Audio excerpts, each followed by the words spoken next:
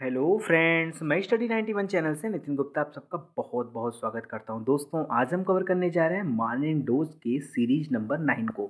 इसके पहले हम लोगों ने 8 सीरीज को कंप्लीट किया और उम्मीद करता हूं कि आपको सभी सीरीज के जो प्रमुख 20 प्रश्न होंगे उसको पढ़ने और सीखने में काफ़ी मज़ा आया होगा। ठीक है, तो देखते हैं कि आज की सीरीज में कौन कौन से प्रश्न हमारे लिए अच्छे हैं। और एकदम अच्छे से जब मैं कोरिलेट करके मैं समझाता हूँ आपको ना, तो उन सारे तथ्यों को आप अच्छे से समझा करिए। ठीक है, चलिए आइए शुरू करते हैं अपने टॉपिक को। ज़्यादा समय इधर उधर न लेते हैं। सबसे पहला प्रश्न है, धातुओं के साथ संयोग कर पारा क्या बनाता है? कोई भी धातु हो, उस धातु के साथ अगर हम मिक्स कर रहे हैं पारा को, तो उससे क्या बनता है? तो याद रखो कि पारा को पहली बात पारद बोला जाता था। प्राचीन समय में पारा को क्या बोला जाता था? पारद। तो याद रखो, पारद अनेक धातुओं के साथ जो भी मिश्र धातु बनाता है, उस मिश्र धातु को, मिक्स धातु मतलब मिक्स हो गया तो मिश्र धातु बन गया। अरे भाई, धातु से पारद मिल गया तो मिश्र धातु बनाता है। तो उस मिश्र धातु को बोलते क्या है? तो याद रखो, उसको बोलते हैं अमलगम। क्या बोलते हैं? अमलगम। नाम सुना आपने? अमलगम। च्युइंगम का सिवा अमलगम कहाँ से सुनोगे? तो अमलगम बनाता है।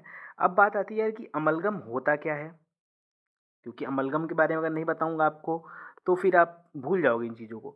तो चलो अमलगम के बारे में आपको समझाता हूँ। देखो, पारा चाहे किसी भी धातु के साथ मिले तो उससे अमलगम तो बना लिया। सिर्फ एक धातु को छोड़कर, सिर्फ एक धातु को छोड़कर बाकी किसी के साथ मिलेगी तो अमलगम बनेगा। और किसको छोड़ करके, ये भी आपसे प्रश्न पूछ सकता है एग्जाम में। तो याद रखो, लोहे को छोड़ करके प्रायः सभी धातुओं के साथ अगर पारा को मिलाएंगे तो उससे जो मिश्र धातु तैयार होती है वो अमलगम कहलाती है।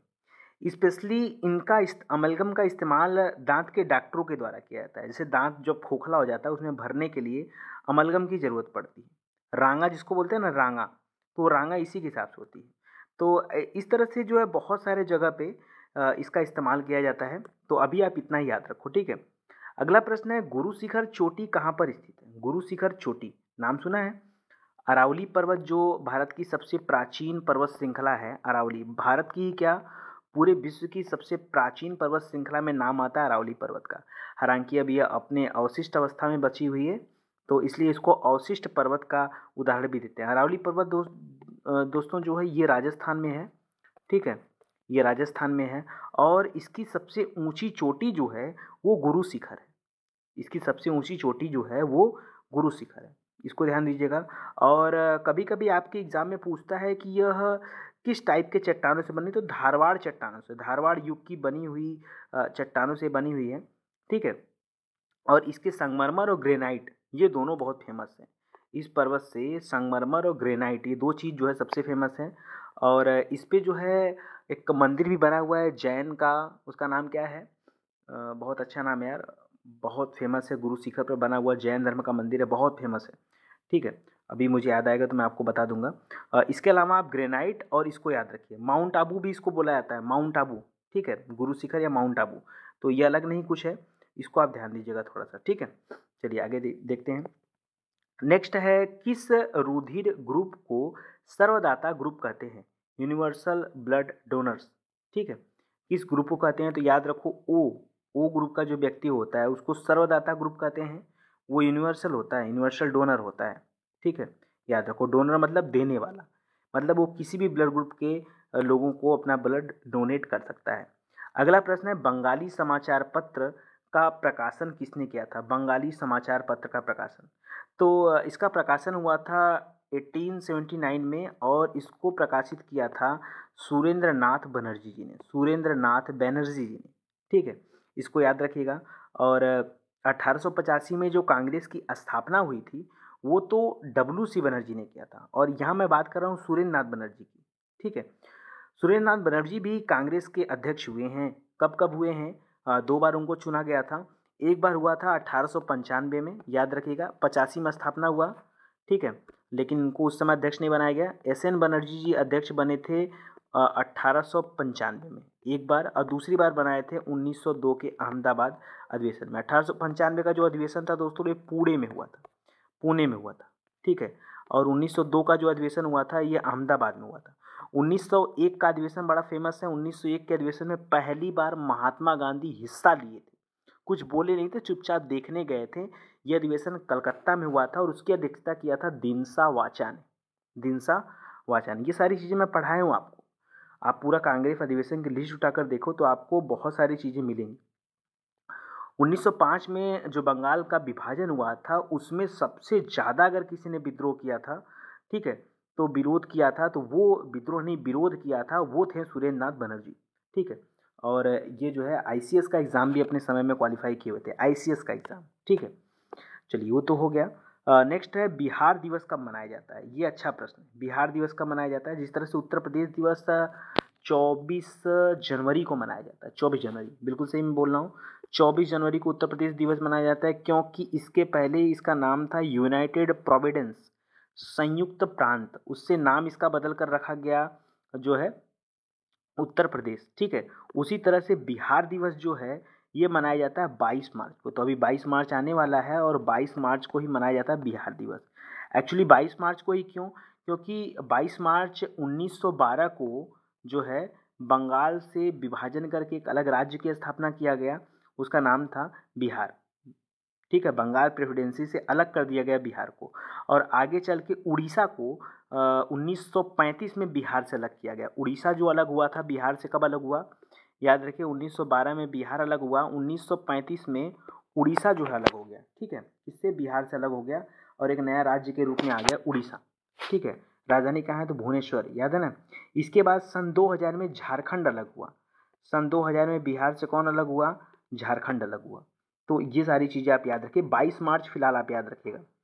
इसके बाद है भारतीय रिजर्व बैंक के प्रथम गवर्नर कौन थे? भारतीय रिजर्व बैंक के प्रथम गवर्नर, तो प्रथम गवर्नर का नाम था, प्रथम गवर्नर जो भारत इनका बोला जाता है ओसबोर्न स्मिथ को। क्या नाम है उनका? ओसबोर्न स्मिथ, ओसबोर्न स्मिथ, ठीक है ना, स्मिथ। ये ओसबोर्न स्मिथ जो थे ये प्रथम गवर्नर थे। और कब से कब थे? तो आरबीआई की जो स्थापना हुई थी दोस्तों वो हुआ था 1935 में, ठीक है। तो 1935 में ही, अप्रैल 1935 में ही इनको गवर्नर बनाया गया था। 2 साल के लिए बनाया गया था, 1937 तक इनका कार्यकाल रहा है। अच्छा, इनके बारे में एक चीज़ याद रख लीजिए, स्मिथ जी जो है ये एक प्रोफेशनल बैंकर थे और ऑस्ट्रेलिया से बिलोंग करते थे। ऑस्ट्रेलिया के कॉमनवेल्थ बैंक में ये काफ़ी ज़्यादा दिन तक वहाँ पे रहे थे। और उसके बाद जब भारत में इंपीरियल बैंक बना था ना, स्टेट बैंक का पुराना नाम क्या था? Imperial bank. स्टेट बैंक तो नाम बाद में पड़ा ना, उसके पहले उसका नाम था इंपीरियल बैंक। तो 1926 में वे इंपीरियल बैंक के प्रबंधक गवर्नर चुने गए थे। उसके बाद जो है उनकी इस गुणवत्ता को देखते हुए अंग्रेजों ने क्या किया? उनको गवर्नर बना दिया आरबीआई का, ठीक है। हालांकि इन्होंने अपने कार्यकाल में किसी भी नोट पर जो है हस्ताक्षर नहीं किया था। याद रखिए इस तरह की कोई प्रथा उस समय नहीं थी। तो इसको स्मिथ, ओसबर्न स्मिथ, ठीक है, इनका नाम याद रखिए ओसबर्न स्मिथ का। अच्छा, अभी का तो आपको पता ही होगा ना, इस समय कौन है? इस समय कौन है? उर्जित पटेल, ठीक है। कब से है? तो याद रखिए 2016 से जो है 4 सितंबर 2016 से ये आए हैं। 24वें नंबर के गवर्नर। इसके पहले रघुराम राजन थे, तो उनका इस्तीफा मिला था 4 सितंबर को, मतलब वो हट गए थे अपना पद छोड़ करके। इस्तीफा क्या, उसके ये टाइम शेड्यूल वही चल रहा था। उनके हटने के बाद से फिर उर्जित पटेल को बनाया गया था, ठीक है। चलिए नेक्स्ट देखते हैं। अगला है प्रश्न, अंजलि भागवत किस खेल से संबंधित है? तो बीच बीच में खिलाड़ियों के बारे में भी पूछ दे रहा है, ये बहुत अच्छा है, ठीक है। अंजलि भागवत का पूरा नाम था अंजलि वेद पाठक, अंजलि वेद पाठक। और ये शूटिंग खेल खेलती थी, ठीक है ना, शूटिंग। और महाराष्ट्र से बिलोंग करती थी, बहुत अच्छी प्लेयर रही हैं। भाई ये इनका नाम याद रखिए अंजलि भागवत, बहुत अच्छी प्लेयर हुई। इनको काफ़ी सारे पुरस्कार भी मिले हैं। सबसे पहले 1992 में अंजलि को छत्रपति अवार्ड दिया गया, ठीक है, वो तो नॉर्मल सा था। 93 में महाराष्ट्र गौरव पुरस्कार दिया गया। उसके बाद से ये जो है चमकना शुरू हो गई। सन 2000 में सबसे मेन है, इनको अर्जुन पुरस्कार दिया गया था। सन 2000 में इनको अर्जुन पुरस्कार दिया गया।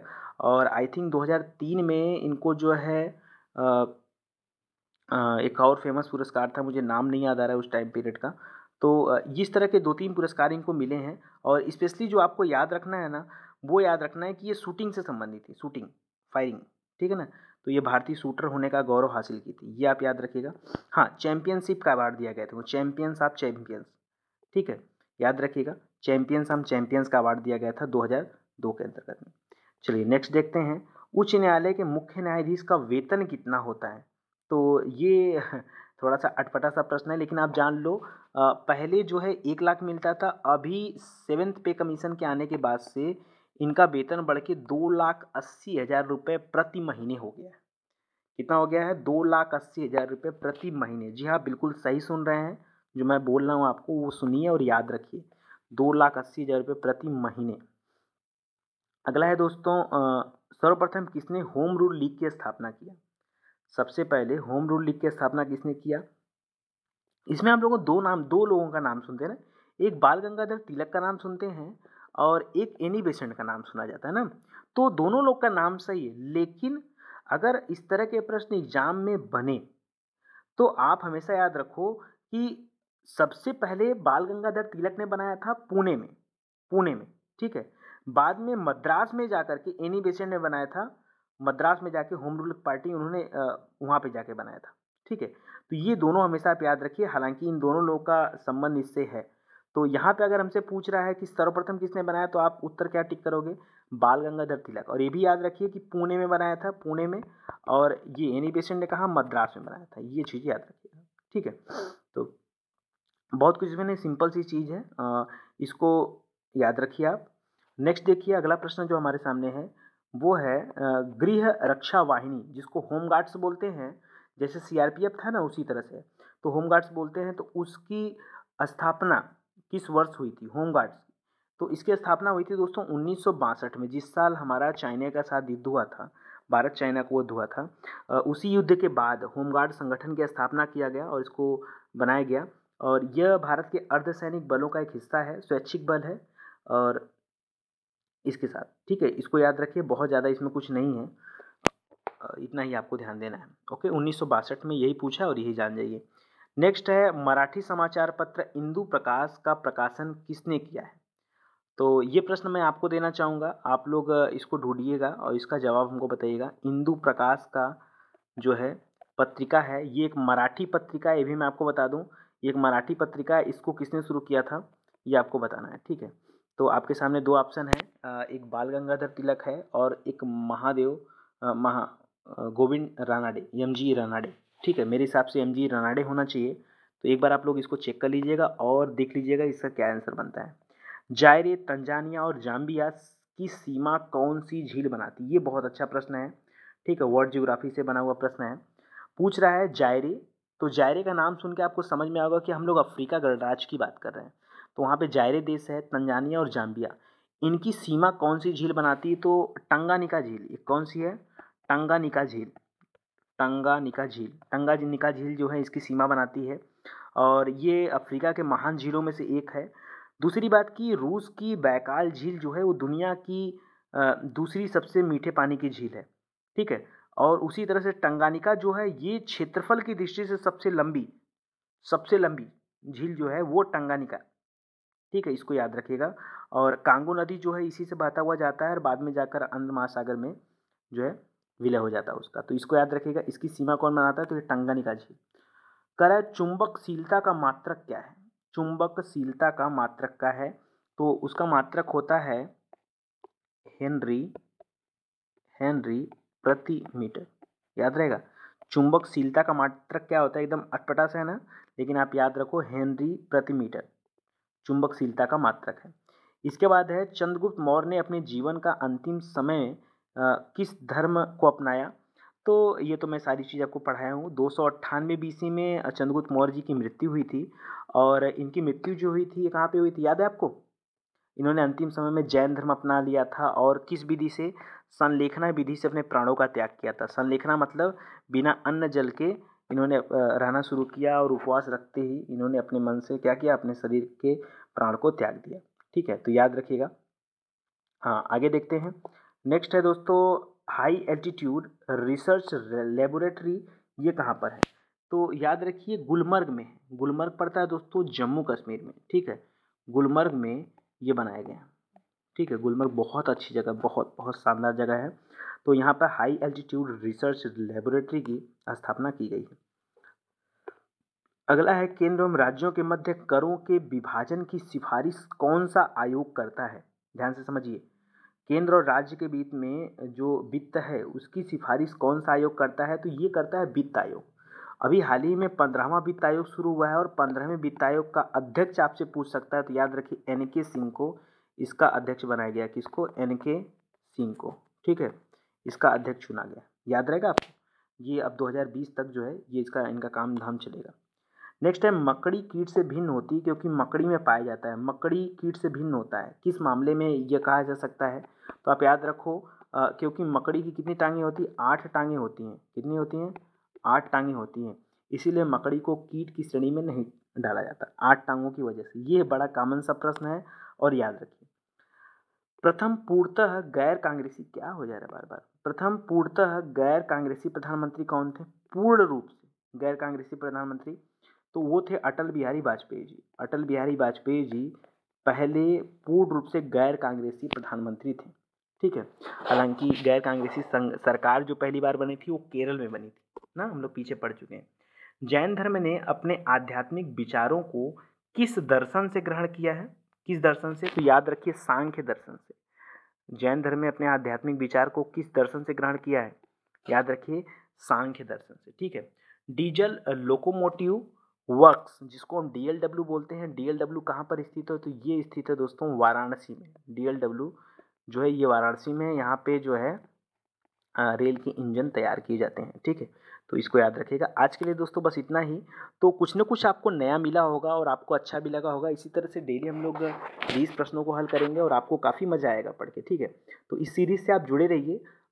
लंबे समय तक ये सीरीज़ चलेगी। मैं चाहूँगा कि लगातार ये सीरीज़ आपके सामने आती रहे, ताकि रोज़ कम से कम 20 प्रश्नों को तो आप लोग देख ही लिया करिए। ठीक है, ज़्यादा समय नहीं लगता है और बहुत सारी चीज़ें कोरिलेट करके पढ़ने से क्या होता है, नाम 20 प्रश्नों का है लेकिन हम लोग 40-50 क्वेश्चन कर लेते हैं उसके आगे पीछे एडजस्ट करके। ठीक है, चलिए आपका बहुत बहुत धन्यवाद दोस्तों।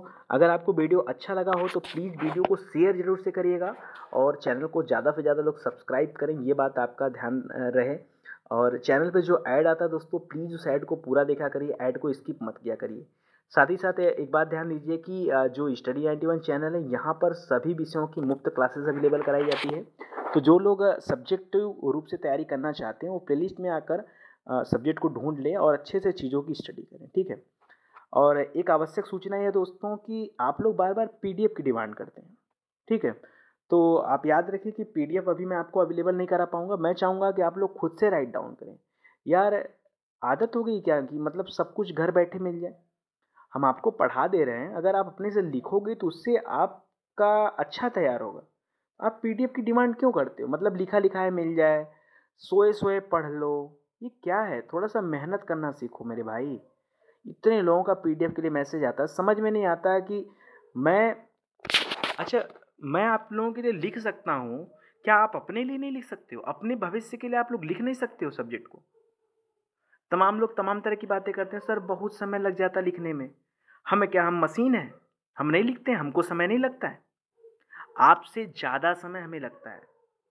कोई भी एक मटेरियल को तैयार करने के लिए मुझे कम से कम 15 किताबों को पढ़ना पड़ता है। 15 जगह से मैटर कलेक्ट करता हूँ, उसके बाद आपको देता हूँ। अगर आपको लगे कि किसी एक किताब से मैंने कॉपी किया है तो आप कभी किसी एक किताब से ढूंढ ही नहीं सकते। मैं फुल चैलेंज करता हूँ आपको। ये मैटर आपको किसी एक बुक में मिल ही नहीं सकता, क्योंकि मैं एक बुक को फॉलो ही नहीं करता हूँ। मैं कम से कम 5 से 7 बुक रखता हूँ। इसके अलावा जो अच्छी अच्छी कोचिंग है उनके नोट्स रखता हूँ। इसके अलावा गूगल को फॉलो करता हूँ। सबको मिक्स करके तब मैं जो है राइट डाउन करता हूँ, उसके बाद मैं आपको पढ़ाता हूँ। तो एक बार आप वीडियो को देखते हैं तो उसको लिखने का प्रयास करिए। ठीक है, और रोज़ मैं कितना वीडियो अपलोड करता हूँ लिखा लिखा, 1 वीडियो 2 वीडियो ज़्यादा ज़्यादा, तो उसको आप लिखो ना।